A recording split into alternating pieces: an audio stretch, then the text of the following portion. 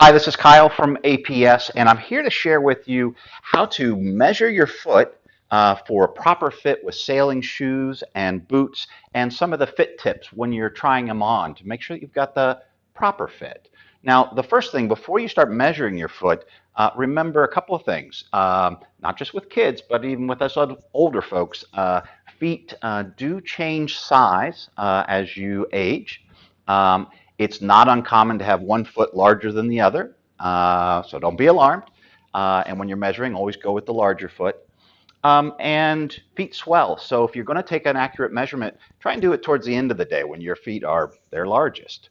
Now, with sailing, it's important to realize what you're going to be sailing with in terms of socks, because that's going to affect possibly your shoe size. In the summer, I could be wearing something really thin like this sock liner.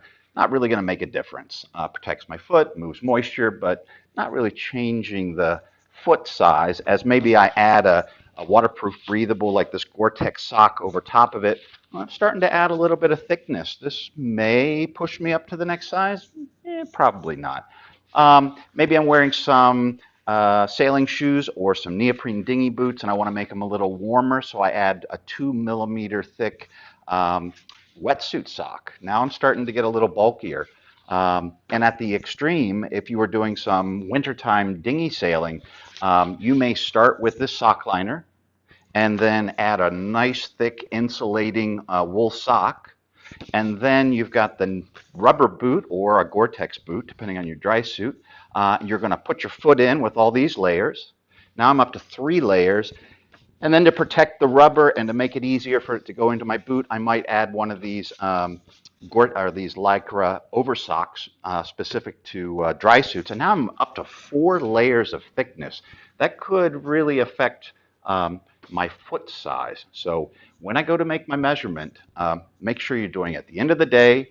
Always go with your larger foot, and make sure you're wearing the socks that you intend to sail in. Okay, now we're ready to measure. This is a Brannock device. We have these in our store. You find them in any shoe store. I don't expect you to have one at home, but I do want to demonstrate how socks can affect your sailing shoe size. So I've got a really thin pair of sock liners on. This is what I wear in the summer with my deck shoes. And I'm just going to put my foot in here, get it adjusted, and I can see I'm coming in right at a 12. And if I switch this around for my left heel, let's see if this foot is any larger or smaller. I'm putting pressure on my foot, and I'm coming right at a 12. So in these socks, I'm a 12. Okay, now we're at the other extreme. I've got, let's say I'm set up to go dinghy sailing in the winter with my dry suit. I've got my same sock liner on. I've got a nice thick insulating wool sock on. Now imagine I pull my dry suit on with latex booties. And then over that, I put my 4th layer, which is a Lycra protective sock, and it keeps this rubber from getting eaten up and allows my shoe to kind of slide into, say, a neoprene boot or a rubber boot a lot easier. Let's see what that's done to my shoe size here. Okay, wow, it's made my foot really wide. Um, yeah, I'd say my width has increased by a full size. And now I'm putting pressure on my foot, leaning forward on it, got my heel back, and you can see where I was a 12 before, I'm a solid 13, just a hair over 13. So you can see that I might want to consider buying a larger pair of boots for my winter dry suit sailing. Okay, now imagine I'm at home and I'd like to know my winter shoe size with all 4 of these layers. So I've got a piece of paper, got a marking pen, and I'm going to trace my foot. And I'm going to be careful that the pen's not pointing out or too far inwards. I'm really trying to reproduce the outline of my foot. So with this guy, and I've got pressure down on my foot, not just the heel, but I'm pushing forward as I'm sitting here.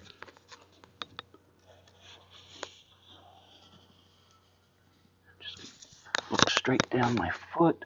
Actually, I think I need to come out just a little bit here to be more realistic. And I'm looking down the back, and that needs to come out just a little bit more to be a true representation. Okay, so there's my winter outline. Now, With my left foot, because I have my feet are the same size, I am going to do my summer size with this really thin sock liner on. Same thing, I want a true outline of my foot. Go all the way around. And I'm putting pressure not only on my heel, and I'm looking straight down. Have I gotten it? Yeah, for the most part, that's a little fat there. In the back, I think that's right. Okay, so I've got my winter and my summer size. I have my outlines here, and I've taken this hard edge here, and I've made it very clear what my measuring points are, and those are going to be the 2 points that are farthest apart. So with my winter size, I'm going to get the ruler right up here, and I'm going to come through there, my longest point. So I'm looking at about over 11 and 3/4, about 11 and 2/3. And then if I come over here to my summer size, and right to that point, and I come through there, it's about 11 and 1/4, 11 and 1/3 almost. Okay, so I've got about 11 and 2/3 and 11 and 1/3. Okay, now I've taken my actual measurements with a ruler. It doesn't really tell me what my shoe size is. I need to convert that over.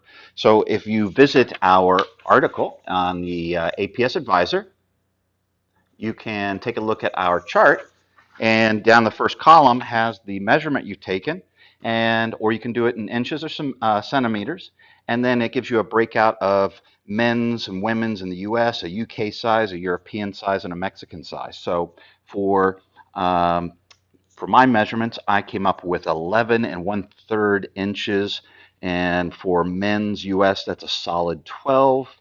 And my other measurement was 11 and 2/3, and that comes over here to the men's US, and it's a solid 13. So in the summer, my sailing size is a 12, and in the winter, when I'm wearing all those layers with my dry suit, I'm a 13.